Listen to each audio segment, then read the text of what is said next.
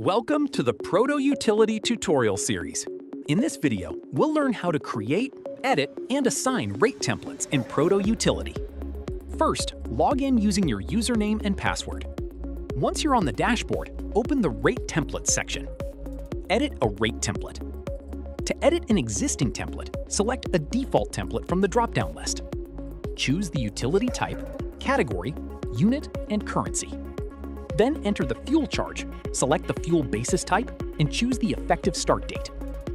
Next, configure the slab rates. For example, you can set one rate for 0 to 100 units and another rate for 101 to 200 units. Add as many slabs as required, or remove any existing slabs based on your billing requirements. Once you've finished making the changes, click Save. Create a new rate template. To create a new template, click New Template. Enter the template name, then select the utility type, category, unit, and currency. Add the fuel charge, choose the fuel basis type, and set the effective date. Now define the required slab rates based on your utility pricing structure. You can create multiple slabs with different rates as needed. Once all the details have been entered, click Create Template.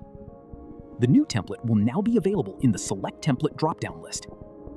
Assign a rate schedule. Next, open the Assign Rate Schedule section.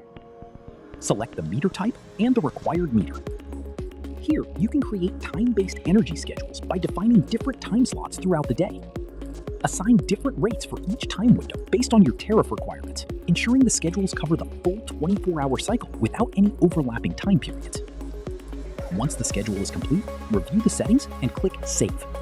That's how you can create, customize, and assign rate templates in ProtoUtility.